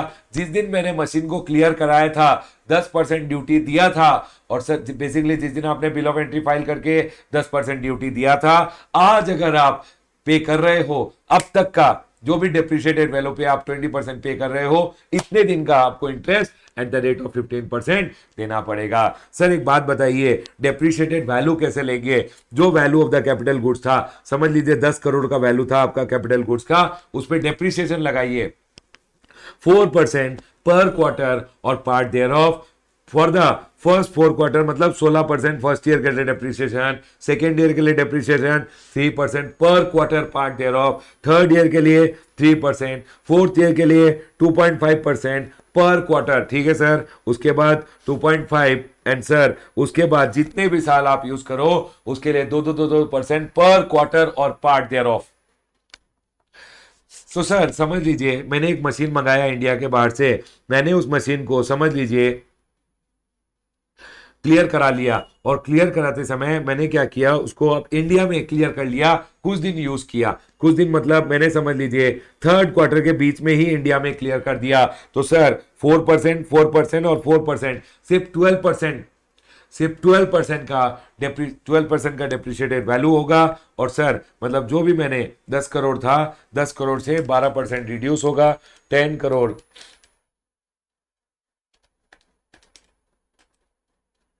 पे 12% लगेगा, माइनस कर देंगे 8 करोड़ 80 लाख रुपीस का वैल्यू बचेगा। उस पे जो मुझे कंसेशनल रेट ऑफ ड्यूटी मिला था 20%, इतना मुझे अब ड्यूटी देना पड़ेगा। यही बोला है यहां पे, जो भी वैल्यू ऑफ कैपिटल गुड्स है उससे आप डेप्रिसिएशन माइनस कीजिए, जो वैल्यू आएगा उस वैल्यू पे आपको देना पड़ेगा डिफरेंशियल ड्यूटी, जो बेसिकली आपको कंसेशन मिला था। आपको 20% कंसेशन मिला था तो 20% ड्यूटी देना पड़ेगा। समझ लीजिए, अब डेप्रिसिएट करते हुए आपका वैल्यू जो निकल के आया वो निकल के आया 1 करोड़। 1 करोड़ पे बस 20% ड्यूटी दे दीजिए, 20 लाख का ड्यूटी लगेगा। और 20 लाख पे जिस दिन आपने कंसेशनल रेट ऑफ ड्यूटी पे क्लियर किया था उस दिन से लेके आज जब इंडिया में आप गुड्स को क्लियर कर रहे हो, जब ड्यूटी पे कर रहे हो, तब तक आपको interest at the rate of 15% देना पड़ेगा। No upper limit for such depreciation, depreciation from date when capital goods came into use till the date of clearance. जिस दिन कैपिटल गुड्स को आपने यूज पे लाया था, नहीं क्लियर, देखिए डेप्रिसिएशन कब से मिलेगा, जिस दिन आपने कैपिटल गुड्स को यूज करना स्टार्ट किया था तब से लेके जब तक आप क्लियर कर रहे हो तब तक आपको डेप्रिसिएशन मिलेगा। इंपोर्ट किया उस दिन का, उस दिन से लेके डेप्रिसिएशन नहीं लगाना है, जिस दिन से आपने यूज करना स्टार्ट किया उस दिन से आपको डेप्रिसिएशन लगाना है। और यही बोला है, the importer shall have the option of voluntary payment of duty along with interest and particulars of such clearance and duty payment shall be recorded in the monthly statement IGCR 3। जो आपका statement है उसमें आपको बताना पड़ेगा ये goods मैंने clear कर लिए हैं इंडिया में और सर अकॉर्डिंगली आपको ड्यूटी देना पड़ेगा। उसके बाद आ जाइए, इसके ऊपर एक एग्जाम में क्वेश्चन पूछ सकते हैं, ध्यान रखिएगा। जो भी आपका वैल्यू ऑफ कैपिटल गुड्स है उस पे पहला साल के लिए डेप्रिसिएशन 4%, 4%, 4%, 4% डेप्रिसिएशन जो भी है लगाइएगा। जो वैल्यू आएगा उस पे जो कंसेशन मिला था, जो वैल्यू आएगा। और डेप्रिसिएशन कब से स्टार्ट होगा, जिस दिन आपने कैपिटल गुड्स को पुट टू यूज किया, पुट टू यूज से लेके क्लियरेंस डेट तक, जिस दिन आपने बेसिकली उसको डोमेस्टिकली क्लियर कर दिया या डोमेस्टिक गुड्स के लिए और कोई गुड्स के लिए यूज करने लग गए, तब तक का डेप्रिसिएशन लगेगा। और सर जो डेप्रिसिएटेड वैल्यू आएगा उस पर जो कंसेशन मिला था उतना ड्यूटी आपको देना पड़ेगा। इंटरेस्ट कब से लगेगा ड्यूटी पे, जिस दिन आपने गुड्स को इंडिया में मंगाया था, basically bill of entry file किया था, 30% की जगह 10% दिया था, उस दिन आपने 20% नहीं दिया था, तो उस दिन से लेके आज तक आपको इंटरेस्ट, जिस दिन आप क्लियर कर रहे हो तब तक आपको इंटरेस्ट 15% का देना पड़ेगा। चलिए आगे बढ़ते हैं, आ जाइए। उसके बाद एक rule number 11 and rule number 12 आता है। Rule number 11 and rule number 12 क्या बोलता है? रूल नंबर 11 बोलता है failure to perform intended use और री एक्सपोर्ट। सुनिए, आपने जो गुड्स इंडिया के बाहर से इंडिया में लाए हैं उनको आप जो बोल के लाए थे, मैन्युफैक्चरिंग करूंगा, सर्विस प्रोवाइड करूंगा या स्पेसिफाइड एंड यूज करूंगा, मतलब एंड यूजर्स को सप्लाई करूंगा, for specified end use supply करूंगा, तो अगर आपने वो किया तो वेरी गुड है। आपने खुद के मैन्युफैक्चरिंग के लिए यूज किया, सर्विस प्रोवाइडिंग के लिए यूज किया या for specified end use supply किया तो वेरी गुड है। नहीं तो आपने री एक्सपोर्ट कर दिया तो भी गुड है। सर अगर आपने ऐसा नहीं किया तो क्या होगा? तो ये बोल रहे हैं सर, और आपने कंप्लाई नहीं किया कंडीशन से, और जब पेमेंट करने का बारी आया, सर मैंने आपको बोला था आपको पेमेंट करना पड़ेगा अगर आपने मशीन को कैपिटल गुड्स को डोमेस्टिकली क्लियर करा दिया, या सर आपने समझ लीजिए गुड्स को, डिफेक्टिव गुड्स को या अनयूटिलाइज गुड्स को डोमेस्टिक टैरिफ एरिया, मतलब आपने डोमेस्टिकली यूज कर लिया या कोई और यूज के लिए क्लियर करा दिया, तो बेटा आपको ड्यूटी पेमेंट करना पड़ता है। अगर आपने ड्यूटी का पेमेंट नहीं किया तो ये बोल रहे हैं शॉर्ट पे किया तो jurisdictional ACDC shall initiate recovery proceeding. Recovery proceeding आपके अगेंस्ट इनिशिएट कर दिया जाएगा। और वो कैसे रिकवर करेंगे पैसा? आपका बॉन्ड जो दिया हुआ था, बॉन्ड से रिकवर कर लेंगे। सर कितना रिकवर करेंगे? जितना आपको कंसेशन दिया गया था। In case a notification that provides a duty exemption, तो difference of duty along with interest at the rate of 15% from the date of import. जिस दिन आपने इंपोर्ट किया, मतलब आपने बिल ऑफ एंट्री फाइल किया, और बिल ऑफ एंट्री फाइल करके जब ड्यूटी पे किया उस दिन से लेके till the date of payment of entire differential amount आपको देना पड़ेगा। सर अगर आपने पे कर दिया तो वेरी गुड, अगर आपने पे नहीं किया तो इतना अमाउंट आपसे रिकवर कर लिया जाएगा। Differential duty along with interest, यही बोला गया यहां पे। समझ लीजिए आपने इंडिया के बाहर से गुड्स मंगाए कि सर मैं 30% की जगह 10% दूंगा, concessional rate of duty 20% allow किया गया, तो ये जब आपने गुड्स मंगाए थे 20% नहीं दिया, ये आपसे लिया जाएगा, plus along with interest at the rate of 15% आपसे लिया जाएगा। जिस दिन आपने बिल ऑफ एंट्री फाइल करके क्लियर कराया और जिस दिन आप पे कर रहे हो तब तक का इंटरेस्ट आपसे लिया जाएगा। सर समझ लीजिए मुझे जब मैंने इंपोर्ट किया था ड्यूटी एग्जम्पशन नहीं दिया गया था, कुछ और बेनिफिट दिया गया था। ऐसा अभी तक एग्जम्पशन नोटिफिकेशन समझ लीजिए आपने जब इंपोर्ट किया तो गवर्नमेंट ने बोला हम आपको ड्यूटी एग्जम्पशन नहीं देंगे in case where exemption notification is other than that provides an exemption benefit. मतलब समझ लीजिए ड्यूटी एग्जम्पशन छोड़ के कोई और चीज का एग्जम्पशन देता है तो sir an amount equal to, मैंने आपको अभी ड्यूटी एग्जम्पशन ही सिखाया है। समझ लीजिए कोई एग्जम्पशन नोटिफिकेशन था जो आया और बोला ड्यूटी एग्जाम नहीं होगा लेकिन आपको इस प्रोसेस से एग्जम्पशन मिल जाएगा, ये आपको नहीं करना पड़ेगा, इसका आपको एग्जम्पशन मिल जाएगा। तो सर अगर आपने कोई भी ये जो रूल्स थे इनका वायलेशन किया तो ये बोल रहे हैं जो आपको amount equal to the assessable value of the imported goods, समझ लीजिए आपने जो गुड्स इंपोर्ट किए उस पे आपको ड्यूटी का एग्जम्पशन नहीं मिला है लेकिन कोई और एग्जम्पशन दे दिया गया है, कोई और एग्जम्पशन अगर आपको दे दिया गया था और आपने concessional rate of duty rules follow नहीं किए, आपने कोई भी वायलेशन किया तो ये बोल रहे हैं sir violation pay the amount equal to the assessable value, जो आपने गुड्स इंपोर्ट किए थे उनका जो एसेसेबल वैल्यू होता है उतने का आप पे पेनल, बेसिकली वो बोल रहे हैं उतना आपसे अमाउंट रिकवर कर लिया जाएगा। कैसे रिकवर किया जाएगा? बॉन्ड इन्वोक करके रिकवर कर लिया जाएगा। उसके बाद बोला है रूल नंबर 12 कि penalty the importer and a job worker who contravenes any of the provision of this rules shall be liable for a penalty which can extend up to 2 lakh रुपए तक का पेनल्टी भी आप पे लगाया जाएगा अगर आपने रूल्स का वायलेशन किया। ये था आपका short and sweet chapter of import of goods at concessional rate of duty. मुझे लगता है इस टर्म के एग्जाम में 3 मार्क का एक छोटा सा क्वेश्चन पूछना चाहिए इन्हें। सर हो सकता है ये पूछ ले आपसे कि वन टाइम इंफॉर्मेशन अगर इंपोर्ट करना है तो क्या प्रोवाइड करना पड़ता है। उसके बाद सेकेंडली मुझे लगता है कि सर आपसे ये भी पूछा जा सकता है कि सर जॉब वर्क को भेजना है तो क्या प्रोसीजर होगा। आपसे ये भी पूछा जा सकता है कि सर अगर इंटर यूनिट ट्रांसफर करना है तो क्या प्रोसीजर होगा। उसके बाद ये भी पूछ सकते हैं कि एंड यूज के लिए, स्पेसिफाइड एंड यूज के लिए भेजना है तो क्या प्रोसीजर होगा। बेटा ये पूरा प्रोसीजर जो मैंने समझाया लिख दीजिएगा।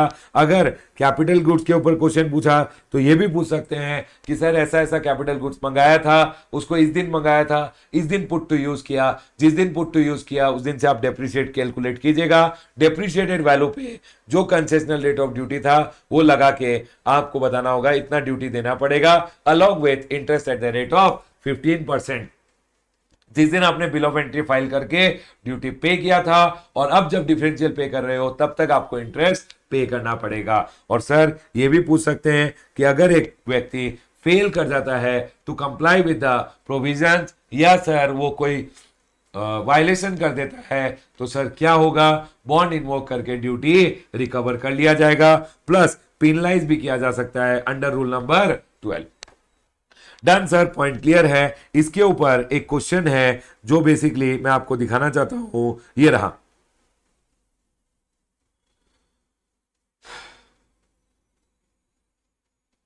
आ जाइए, एक क्वेश्चन है जो custom import of goods at concessional rate of duty rules और स्पेसिफाइड एंड यूज रूल के ऊपर है। समझा देता हूं, सुन लीजिए।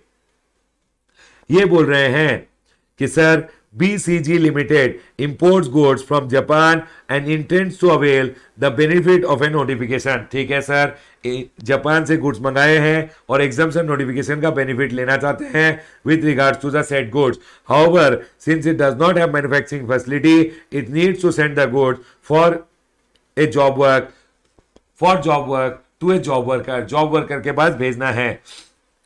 Its accountant advised that as per custom, import of goods at concessional rate of duty rules or specified end use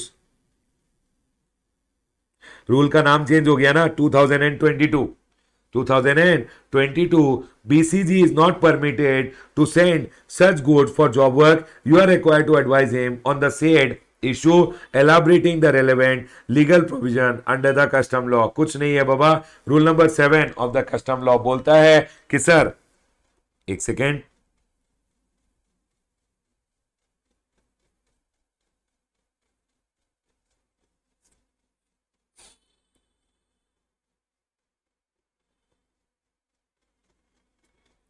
कि sir आप गुड्स को जॉब वर्क के लिए भेज सकते हो, और जॉब वर्क के लिए भेजने के लिए क्या करना होता है, प्रिंसिपल को पहले अकाउंट्स मेंटेन करना है, रिकॉर्ड्स मेंटेन करना है, और जो रिकॉर्ड्स मेंटेन किए उसका डिटेल IGCR 3 में देना है। सेकेंडली, गुड्स को इनवॉइस या ई-वे बिल के साथ भेज देना है।